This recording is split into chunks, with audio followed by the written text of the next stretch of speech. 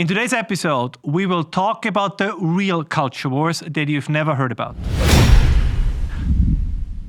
The main problem in today's Western so-called multicultural societies is not ethnical, it's not even necessarily religious or ideological.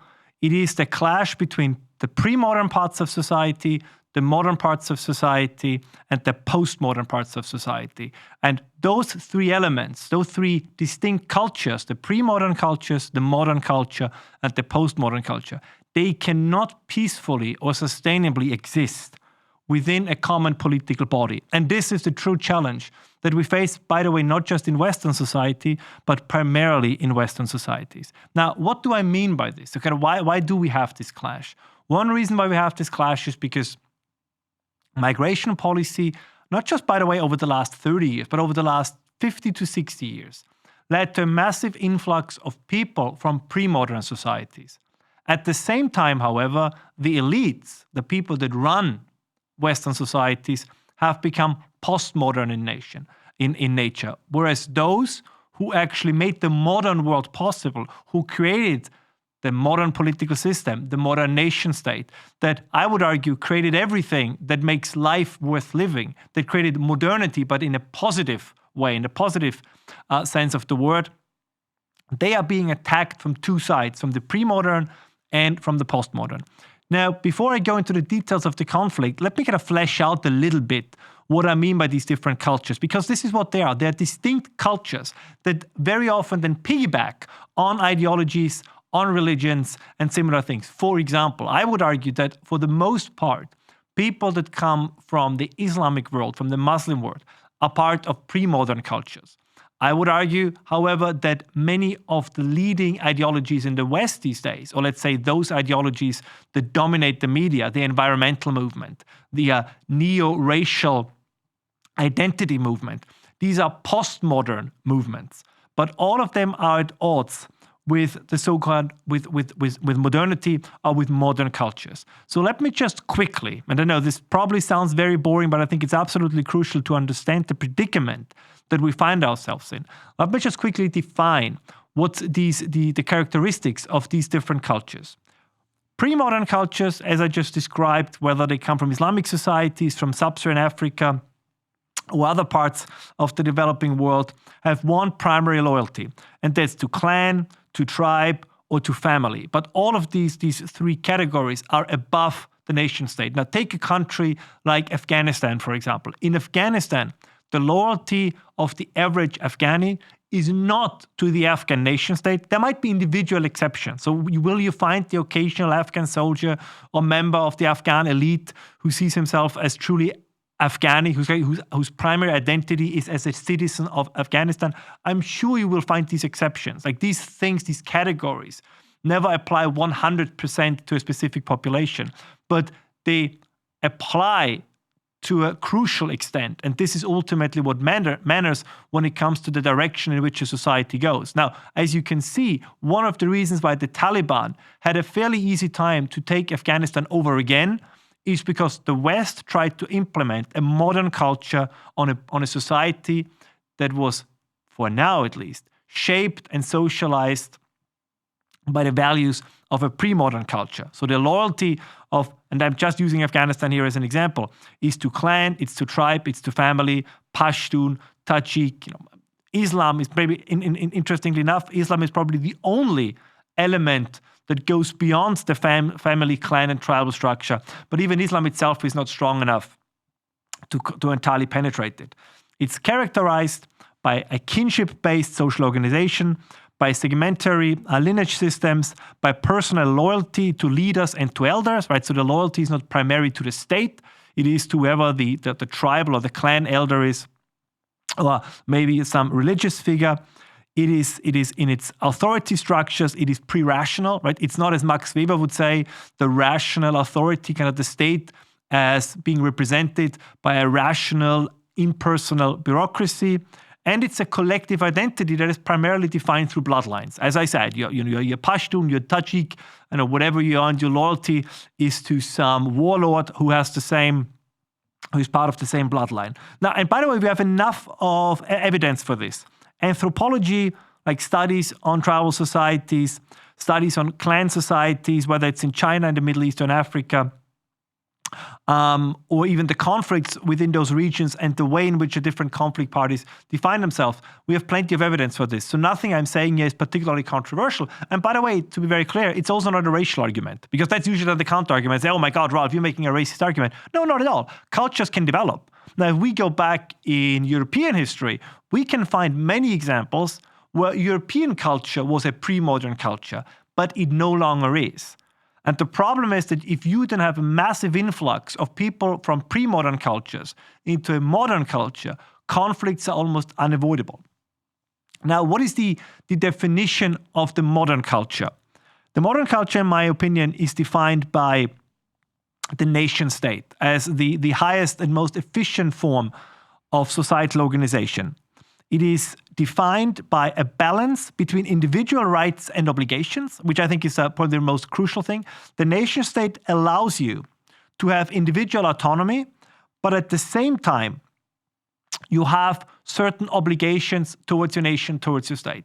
Now, it is the idea that there is something like a German, like a Frenchman, like an Italian, like an American, like an Englishman, and that what binds them together is a shared loyalty to a nation, and that nation is represented by the state.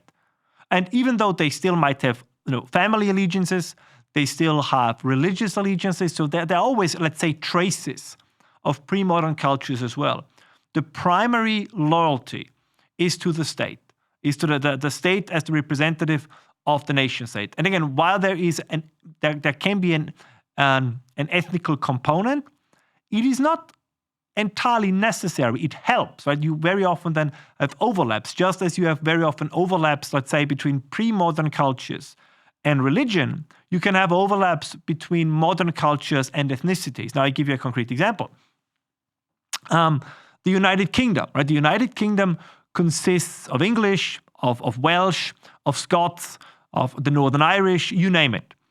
Now, but despite these ethnic differences, there is still a certain loyalty to the state, if you want, of Great Britain. So there is simultaneously an English identity that demands a certain form of loyalty, but that loyalty is not in conflict with British identity, or at least there was no conflict in the past, because both English identity and British identity are what I would define as modern cultures. They are part of this modern conceptualization of my identity as part of a nation state. And even if I have a situation where there are several, let's say, ethnic nations subsumed under one state, so the English and the Welsh within Great Britain, that can work.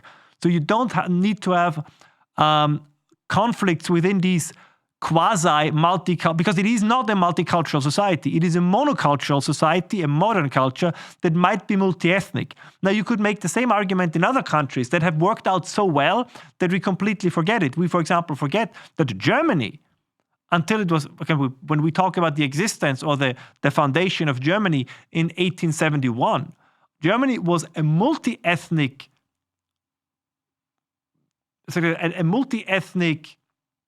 state, but it was defined by one culture, by what we would describe as the modern German culture.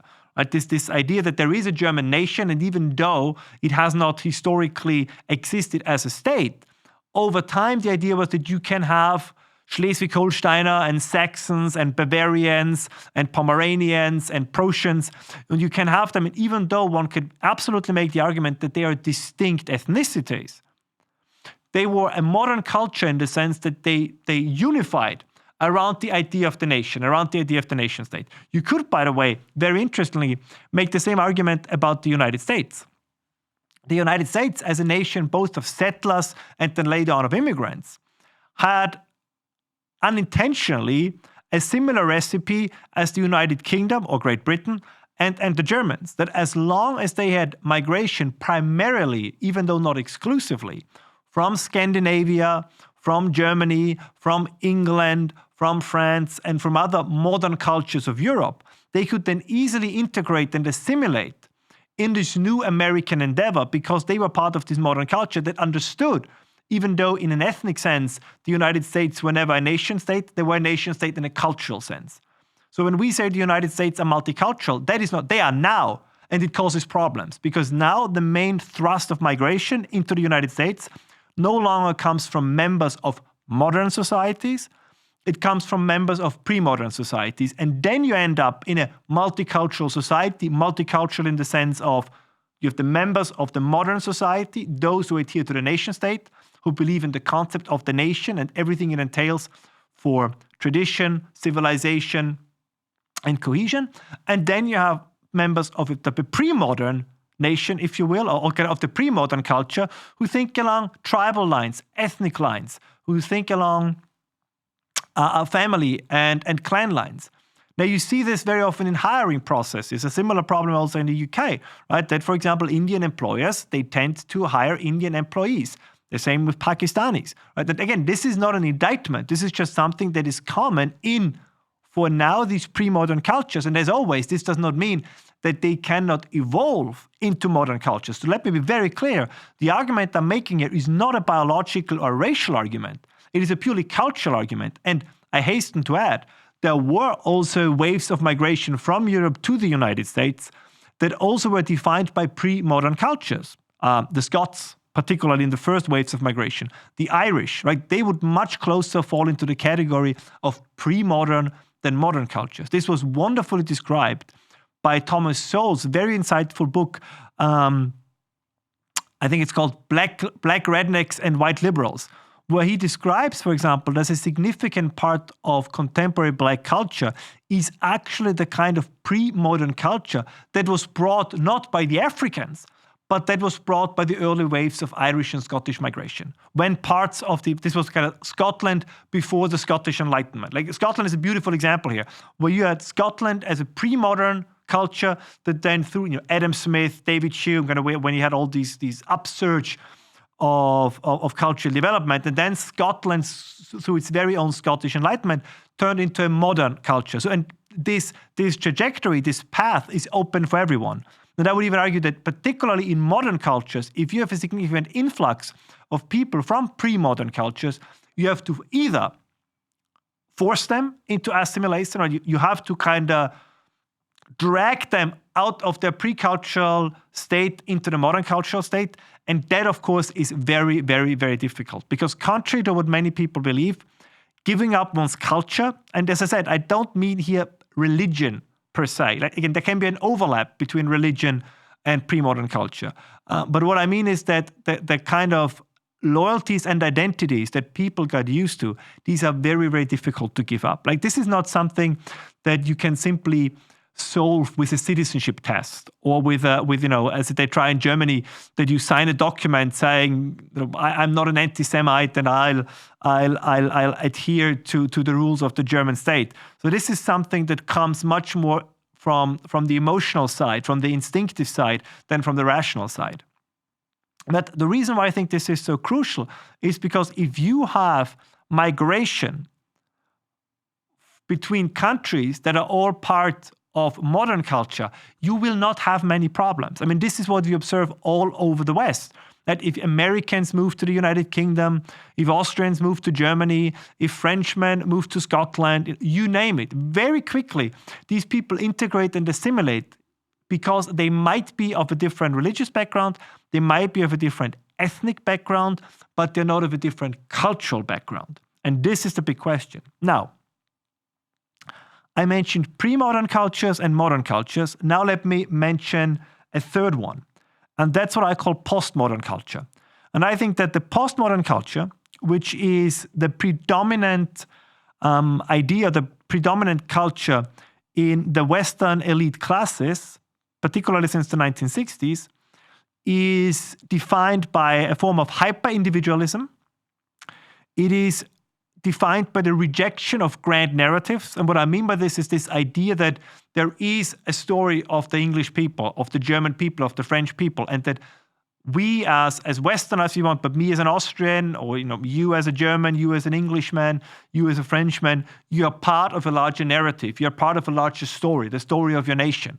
This is something that is rejected by the postmoderns. There is an inherent hostility towards this concept of the nation and of Western civilization itself, right? It is seen as a a bourgeois smokescreen, if you want. It is seen as something that prevents you from finding your true self, which can only be found within yourself as an individual. It is defined by cultural relativism. So this idea that everything is of equal value. So whatever floats your boat goes. And it's also in many ways a child of the Enlightenment, but it's also a critique of many Enlightenment values. And what I find interesting about this is that just as a modern culture and a pre-modern culture can only coexist in one political body to a very limited extent, the very same is true with a modern culture and a postmodern culture. And why I think this is both interesting and intriguing is because the members of the postmodern cultural sphere are very often on paper the same religion, the same ethnicity, the same lineage, the same bloodline, if you want, as the members of the modern culture. And that is absolutely important because the culture war is very often raging between people with very similar backgrounds, with stemming from very similar family histories. But they're at odds because for those who are part of the modern culture, which I think that you and I'm sure at least 90% of people who watch this program are believers in the nation state, in the sovereignty of the nation. So that's what I define as being part of modern culture, who are loyal to the nation state. These are all things that the postmoderns are not. So the conflict between the nationalists and, let's say, immigration from pre-modern cultures is just as intense as the conflict between the moderns and the postmoderns. And as I said, because the reason is it's a cultural conflict that sometimes can overlap, absolutely, with religious and ethnic concepts, but it is not the most important thing. It's not the most crucial thing. So the question then is, and this is what we see, that while all of these three cultural spheres are very different, we do see an alliance between the postmodernists and the pre-moderns, which at a first glance seems very absurd, right? Why is it that Greta Thunberg, who is the embodiment, if you want, of postmodernity, would step on a boat and make common cause with fighters from Hamas, who in many ways I would argue are the embodiment of pre-modern, of a pre-modern culture? Well, because the old line applies that the enemy of my enemy is my friend. And they see as their primary enemy, of course, what I define as modern culture, right? Those who still adhere to the idea of the traditional nation state, of the idea that the nation is something, despite its metaphysical quality, is something to be preserved, is something that is worth fighting for, is worth defending. And this is the very conflict we find ourselves in. And I believe that in recent years, we have done, or those of us on the right, who, as I said, who I believe are part of the so-called modern culture, we did a very bad job in explaining this. Like we do a very, very bad job in showing that the nation state, in many ways, is the highest form of social organization, and that while people, for historical reasons and an education system which presents, in my opinion, a wrong narrative, have turned against nationalism, is very often the story of the world wars. And, it's the story of colonialism, it's the story of imperialism and what's so on. But you could actually make another argument, which is that whatever your take on these historical events, and let's stipulate for a second that truly all of them, without exception, that there is nothing to redeem them, they were all horrible. But that being said, this was only possible in all its horror. Like this could only be done because the degree of social organization, the way in which collective action problems could be solved, was the highest in the modern nation state. Something like as horrible, and nobody of us wishes for it to return. But the reason why World War I and World War II could be fought in the way it was fought is because it was fought between societies with a tremendous level of efficient social organization. The reason about the intensity of European colonialism and European imperialism was not the exploitation part. Exploitation has been part of human history, or has been part of human political history forever. But it was the efficiency which it can be conducted, because the level of organization in the modern European nation state, or including in this case, of course, the United States, was superior to anybody else from a purely, again, logistically organizational viewpoint. Whether or not one wants also to derive a moral argument from this, I leave this to you. That's, of course, absolutely within the realm of the possible. But this very often made claim that European power came at the cost of non-European countries or non-European peoples is, I think, only half true. Because the reason why the Europeans or the Americans could dominate non-Americans or non-Europeans is because there was this superior form of societal organization. Now, again, none of this is denying that exploitation took place, but to say it was domination came first and exploitation came later. And very often we are told the story upside down, that it was the exploitation of Africa, of Asia, and all these other places that then led to the domination. And that is not true. And by the way, we have other examples as well. Take China. China is a state that wrestles with the very same problem that I'm describing here. So on the one hand, you have a modern culture, the Chinese state. Russia, I would argue the same thing, right? Kind of who are very strongly committed to the concept of the nation state, to the concept of the nation. But within those states, these battles are raging on. The Chinese state is in a constant battle with so-called, what I describe as pre-modern cultures, where loyalties are more to the family, where loyalties are more to the tribe, to the clan, or to the family structure than to the state. I mean, you find this in Chinese philosophy, like where the question is, if your father commits a crime, what is the right thing to do? Should you report him to the authorities or should you not report him? And I think it's either in Lao Tse or in Confucius, where the answer is no, you should not report him because your loyalty is not to the state, your loyalty is to your family. So even if a relative of you commits a crime, you're not supposed to report it. Now, in the Western nation state, I mean, we have certain legal restrictions. You don't have to, in some cases, indict a close relative or your spouse. But the idea is that your loyalty to your family might be important, but it's not supposed to be your primary loyalty. I mean, this was something that also was expressed, of course, in the political development of Sparta. I mean, a lot of it is fictional, but it was a similar idea. What China, however, does not have to deal with, or India, is what we would describe as the postmodern class. And this is, I believe, the biggest problem that we have in the West.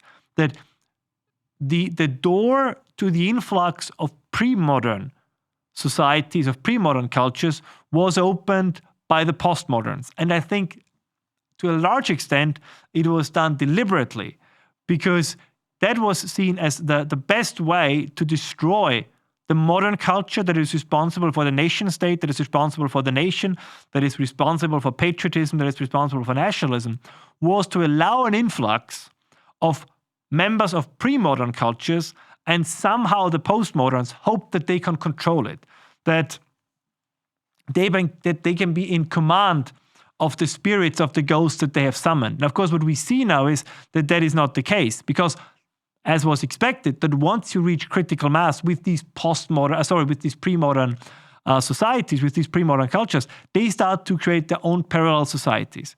So all of a sudden, the very idea of the modern state is put into question, of the modern nation state. And the problem that derives from this is that in the modern nation state, there were ties of loyalty between those who governed and those who were governed. And what this meant is, if there was a reciprocal loyalty,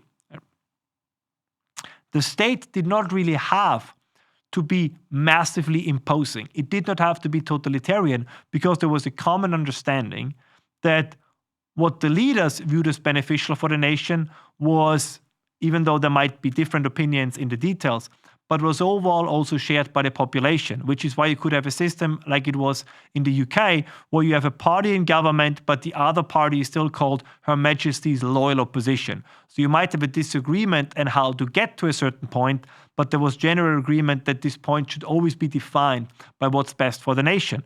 But this is no longer the case. So you then end up in a society that has all these parallel, and in this case you have these parallel cultures, modern, pre-modern, postmodern. And at some point, that is what we see now, the state has to pick a side. Now, for now, it has picked the side of the postmoderns and the pre-moderns. But I think by sheer numbers, in most countries, the moderns are still the majority.